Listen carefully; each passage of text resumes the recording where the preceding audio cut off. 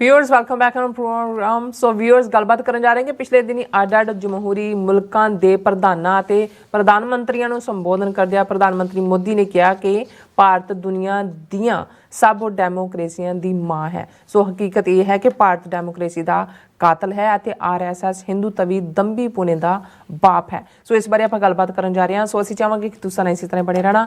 ਦੇਖਣ ਸੁਣ ਲਿਆ ਲਿਖਣ ਲਈ ਤੁਹਾਡਾ ਸਭ ਦਾ ਬਹੁਤ ਸ਼ੁਕਰੀਆ ਜੀ। ਡਾਕਟਰ ਸਾਹਿਬ ਕੀ ਵਿਚਾਰਾਂ ਨੇ? देखो दंभी हिंदूतवी जिन्हां दा प्यो मोदी दुनिया भर दे विच झूठा प्रधानमंत्री बन के जानिया जाता है।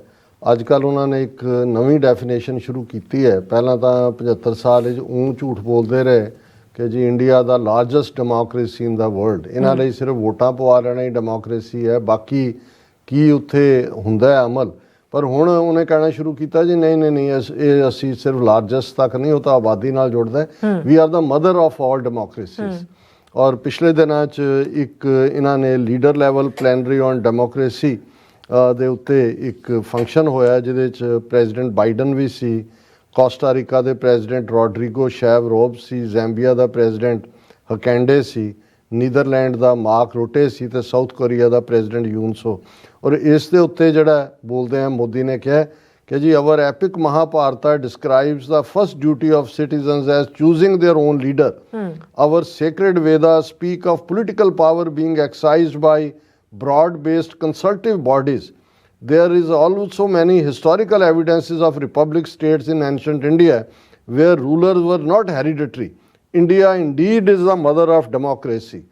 ਹੁਣ ਇਸ ਤੋਂ ਵੱਡਾ ਝੂਠ ਇਹਨਾਂ ਨੂੰ ਕੋਈ ਵੀ ਜਿਹੜਾ ਮਾੜਾ ਮੋਟਾ ਵੀ ਤਾਰੀਖ ਦਾ ਸਟੂਡੈਂਟ ਹੈ ਉਹਨੂੰ ਪਤਾ ਹੈ ਵੀ ਦੁਨੀਆ 'ਚ ਜ਼ਾਤ ਪਾਤੀ ਸਿਸਟਮ ਤੋਂ ਵੱਧਤਰ ਰੇਸਿਜ਼ਮ ਐਪਾਰਥਾਈਡ ਦੁਨੀਆ 'ਚ ਕਿਤੇ ਨਹੀਂ ਹੈ। ਰਹੀਆਂ ਸਲੇਵਰੀਜ਼ ਦੂਜੀਆਂ ਟੁੱਟ ਗਈਆਂ। ਅੱਜ ਵੀ ਜਨਮ ਦੇ ਨਾਲ ਬ੍ਰਾਹਮਣ ਕਸ਼ਤਰੀ ਵੈਸ਼ ਸ਼ੂਦਰ ਹੈ।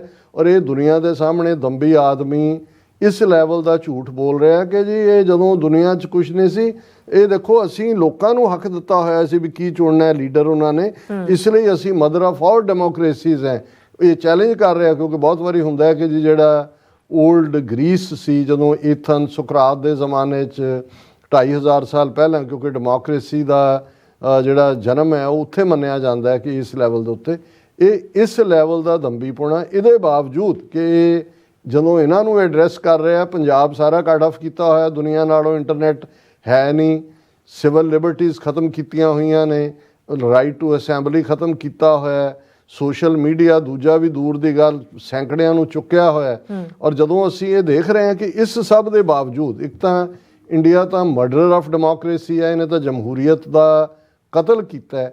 ਪਰ ਇਹ ਜ਼ਰੂਰ ਆਰਐਸਐਸ ਔਰ ਇਹਨਾਂ ਦੇ ਹੱਥ ਠੋਕੇ ਮੋਦੀ ਅਮਿਤ ਸ਼ਾਹ ਇਹ ਜ਼ਰੂਰ ਜਿਹੜੇ ਨੇ ਇਹ ਫਾਦਰ ਆਫ ਹਿਪੋਕਰੇਸੀ ਨੇ, ਦਮ ਪੁਣੇ ਦੇ ਦੂਜੇ ਦੇ। ਔਰ ਜਦੋਂ ਅਸੀਂ ਗੱਲ ਕਰ ਰਹੇ ਹਾਂ ਔਰ ਦਿਬਰੂਗੜ੍ਹ ਦੇ ਹਵਾਲੇ ਨਾਲ ਗੱਲ ਹੋਈ ਕਿ ਉੱਥੇ 7 ਜਿਹੜੇ ਨੇ ਸਿੱਖ ਭੇਜੇ ਨੇ ਜਿਨ੍ਹਾਂ 'ਚ ਹਰਜੀਤ ਸਿੰਘ ਚਾਚਾ ਵੀ ਨੇ, ਅੰਮ੍ਰਿਤਪਾਲ ਸਿੰਘ, ਉਹਨਾਂ 'ਤੇ NSA ਲਾਇਆ, ਸਿਕਿਉਰਿਟੀ ਐਕਟ ਲਾਇਆ। ਹੁਣ ਦੂਸਰੇ ਪਾਸੇ ਅੱਜ ਹੀ ਇਹ ਖਬਰ ਕਿ ਹੁਣ ਇਸ ਖਿੱਤੇ ਦੇ ਵਿੱਚ ਜਿਹੜਾ ਇੱਕ ਕਾਨੂੰਨ armed forces special powers act ਜਿਹਨੂੰ ਐਫਸਪਾ ਕਹਿੰਦੇ ਨੇ, ਬਹੁਤਿਆਂ ਨੂੰ ਪਤਾ ਹੈ ਨਾਰਥ ਈਸਟ ਕਿਵੇਂ ਇੱਕ ਸ਼ਰਮਿਲਾ ਨਾਂ ਦੀ ਬੱਚੀ ਨੇ ਮਨੀਪੁਰ ਦੇ ਵਿੱਚ ਕਿੰਨੇ ਸਾਲ ਉਹਨੇ ਆਪਣਾ ਅੰਜਲ ਛੱਡ ਦਿੱਤਾ ਸੀ, ਉਹਨੂੰ ਟਿਊਬ ਰਾਹੀਂ ਦਿੰਦੇ ਸੀ ਕਿ armed forces special powers act ਹਟਾਇਆ ਜਾਏ। ਉਹੀ ਹੈ ਜਿਹਦੇ ਥੱਲੇ ਜਿਹਨੂੰ ਮਰਜ਼ੀ ਗੋਲੀ ਮਾਰੀ ਜਾ ਸਕਦੀ ਹੈ। ਹੁਣ ਜਦੋਂ ਅਸੀਂ ਅੱਜ ਗੱਲ ਕਰ ਰਹੇ ਹਾਂ ਔਰ ਮੋਦੀ ਕਹਿ ਰਿਹਾ ਜੀ ਅਸੀਂ ਮਦਰ ਆਫ ਡੈਮੋਕ੍ਰੇਸੀ ਹੈ, ਖਬਰ ਹੈ ਕਿ ਭਾਈ ਇਹ ਜਿਹੜਾ armed forces special powers act ਹੈ ਉਹ ਅਸਾਮ ਦੇ 8 ਜ਼ਿਲ੍ਹਿਆਂ ਦੇ ਵਿੱਚ ਐਕਸਟੈਂਡ ਕਰ ਦਿੱਤਾ ਗਿਆ। 1991 ਤੋਂ ਵੈਸੇ ਉਸ ਖਿੱਤੇ 'ਚ ਲੱਗਾ ਹੋਇਆ ਅਤੇ ਜਿਹੜੇ ਜ਼ਿਲ੍ਹੇ ਨੇ ਉਹਨਾਂ ਦੇ ਵਿੱਚ ਤਿਨਸੁਕੀਆ, ਦਿਬਰੂਗੜ੍ਹ, ਦੂਜਾ ਦਿਬਰੂਗੜ੍ਹ ਹੈ। ਹੁਣ ਇਹਦਾ ਮਤਲਬ ਇਹ ਹੈ ਵੀ ਇਕੱਲਾ ਉਹਨਾਂ ਨੂੰ ਉੱਥੇ ਰੱਖਿਆ ਹੀ ਨਹੀਂ ਕਿ 2000 ਮੀਲ ਦੂਰ ਕੋਈ ਮਿਲ ਨਹੀਂ ਸਕਦਾ। ਅੱਜ ਹੀ ਉਹਨਾਂ ਦੇ ਜਥੇਬੰਦੀ ਵੱਲੋਂ ਸੀ ਸਾਡੇ ਨਾਲ ਵੀ ਸੰਪਰਕ ਕਿ ਕੋਈ ਅਸਾਮ 'ਚ ਵਕੀਲ ਦੱਸੋ। ਹੁਣ ਉੱਥੇ ਜਾ ਕੇ ਜੇ NSA ਜਾਂ ਕਿਸੇ ਨੇ ਲੜਨਾ ਕੇਸ ਤਾਂ ਅਸੀਂ ਲੋਕਲ ਅਦਾਲਤ 'ਚ ਲੜਨਾ। ਸੋ ਕਿਸ ਲੈਵਲ ਦੇ ਤੁਹਾਡੇ ਕੋਈ ਪਰਿਵਾਰ ਨਹੀਂ ਮਿਲ ਸਕੇਗਾ। ਔਰ ਉਹਨਾਂ ਦੇ ਉੱਥੇ armed forces special power act ਲਾ ਦਿੱਤਾ ਤਾਂ ਕਿ ਜਿਹੜਾ ਉਹ ਆਉਣ ਵਾਲੇ ਪੀਰੀਅਡ 'ਚ ਜੇ ਕਿਸੇ ਨੂੰ ਭੱਜਿਆ ਦਿਖਾ ਕੇ ਗੋਲੀ ਮਾਰਨੀ ਹੈ। ਹੁਣ armed forces special power act ਕੀ ਹੈ? ਇਹ ਇੱਕ ਫੌਜੀ ਭਾਵੇਂ 20 ਬੰਦਿਆਂ ਦਾ ਮਰਡਰ ਕਰ ਦੇ ਉਹਦੇ ਉੱਤੇ ਕੋਈ ਟਰਾਇਲ ਨਹੀਂ ਚੱਲ ਸਕਦਾ, ਕੋਈ ਮੁਕੱਦਮਾ ਨਹੀਂ ਚੱਲ ਸਕਦਾ। ਇਹੀ ਐਕਟ ਕਸ਼ਮੀਰ 'ਚ ਲਾ ਕੇ ਰੱਖਿਆ ਔਰ ਹੁਣ ਦਿਬਰੂਗੜ੍ਹ ਦੇ ਵਿੱਚ ਉਹਨਾਂ ਨੇ ਰੀਇਨਫੋਰਸ ਕੀਤਾ। ਸੋ ਅਸੀਂ ਕਿਉਂਕਿ ਟਾਈਮ ਵੀ ਲੇਟ ਜ਼ੋਨ 'ਚ ਜਾ ਰਹੇ ਹਾਂ, ਸੋ ਮੈਂ ਇਸ ਸੈਗਮੈਂਟ ਨੂੰ ਇੱਥੇ ਹੀ ਕਲੋਜ਼ ਕਰ ਦਿਆਂ। ਜੀ ਡਾਕਟਰ ਸਾਹਿਬ ਤੁਹਾਡਾ ਬਹੁਤ ਬਹੁਤ ਸ਼ੁਕਰੀਆ। ਸੋ ਇੱਥੇ ਲੈਣਾ ਬ੍ਰੇਕ। ਵਿਊਅਰਸ ਤੁਸੀਂ ਇਸੇ ਤਰ੍ਹਾਂ ਬਣੇ ਰਹਿਣਾ। ਮਿਲਦੇ ਹਾਂ ਛੋਟੇ ਜਿਹੇ ਬ੍ਰੇਕ ਤੋਂ ਬਾਅਦ।